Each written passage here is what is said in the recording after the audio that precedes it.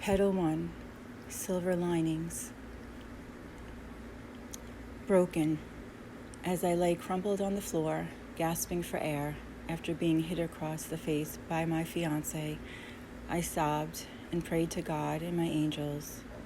Help me, please help me get up. Help me make it through this night. It wasn't the hit in the face so much that knocked me down and left me breathless. It was the fear his parting words created as he walked out the door. It's over, he announced, beyond repair now.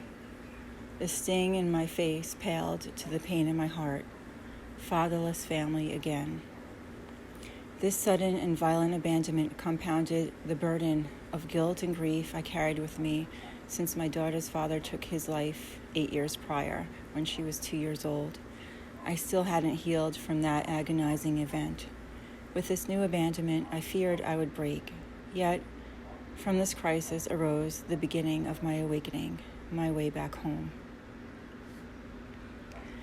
Becoming a mother.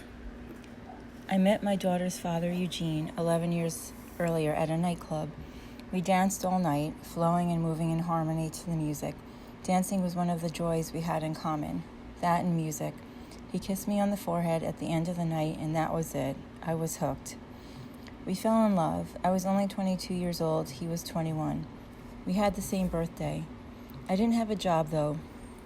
I had graduated magna cum laude from Providence College that year. Eugene was escaping from the trying life of Brownsville, Brooklyn, looking to make a fresh start in the suburbs of Long Island. We were an unlikely match, but destiny brought us together. About a year after that, I became pregnant, but decided to have an abortion. There was no way I was ready to be a parent. I still had dreams of getting my master's degree in international business or traveling around the world with Greenpeace. The shame of the abortion, however, took over my soul. I have since come to understand that the soul is not harmed from an abortion or miscarriage. The soul will find another vessel to be conceived in and birthed. At the time, however, I was a guilt-stricken mess. It probably had to do with my Catholic upbringing, and it didn't help that every time I turned on the TV, pro-life commercials seemed like they were talking directly to me. One night, in the middle of a meltdown, crying out in despair, I promised God that if I ever got pregnant again, I would have the baby. 2 months later, I was pregnant. Wow, that was fast, I thought. I was not willing to break a promise to God, so I became a mommy at 23 years old. This soul was coming in whether I liked it or not.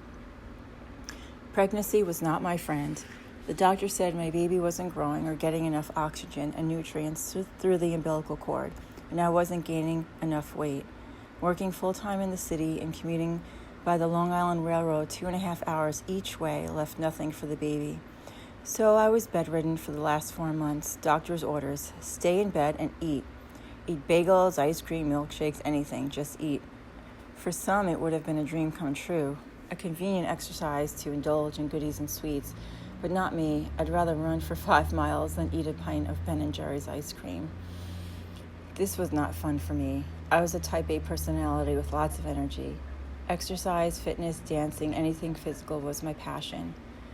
My advised bed rest was during Thanksgiving and Christmas holidays on top of it all.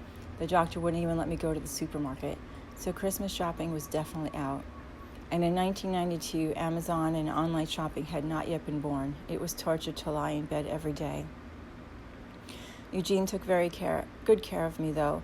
He even made me eat liver once a week, said it would be good for our baby's brain. I had to smother it in onions and ketchup to get it down, but I ate it. In the 36th week, my baby went breech, and the doctor told me I would probably have to get a C-section. I wanted to have a natural birth, so I decided to watch TV upside down in a modified headstand, hoping she would flip around. It worked. I earned a front row seat to this gymnastic Olympic event in my body. Feisty and stubborn even in the womb, and 2 weeks past her due date, I had to be induced. In the middle of the winter, on our way to the hospital, the car doors were frozen shut. Panic, then solution. Blow dry the car doors open. Nothing about this pregnancy was easy. Anyone who has been induced knows how painful it is. The waves of contraction come on fast, strong and hard. I was in Stony Brook Hospital in 12 hours of back labor, and all I could hear was a woman bellowing through the vents, "Get it out of me!" Not how you want to begin the birthing process. I learned later the woman was having triplets, quadruplets. Poor Eugene, he tried so hard to make me comfortable.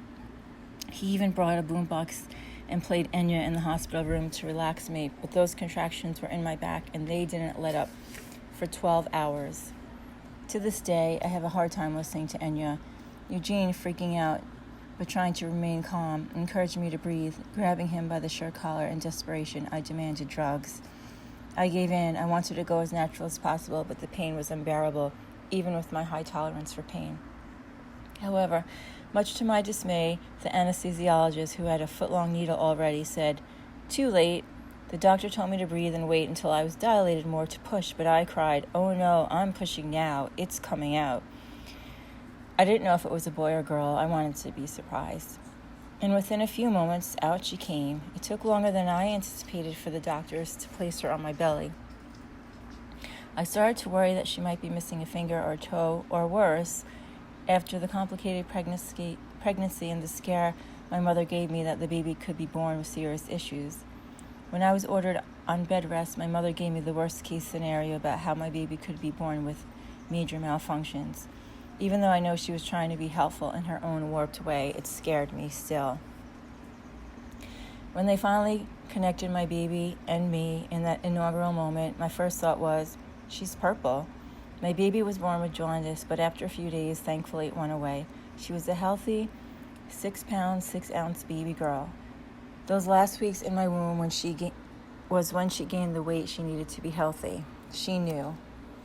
Childbirth is such a painful experience. You think you never want to go through it again, but you do, like falling in love. I always said there's nothing worse than the pain of a broken heart. But like childbirth, the pain disappears the moment you hold that child, and eventually your heart desires to fall in love all over again.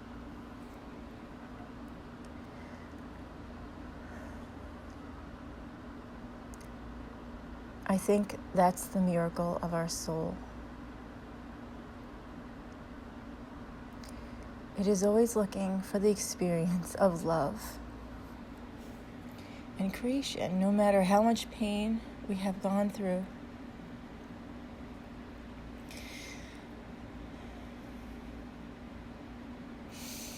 The painful memories fade away, and all we can remember is the sweetness of love and the possibility of new life.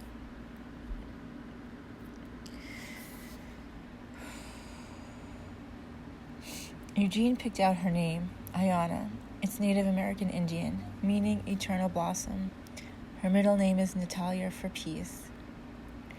We were a happy family for a short period of time. He was the proudest father. He took her everywhere with him, to work, to the gym, to dance rehearsal, even when he was just hanging with the boys. She was the light of his life.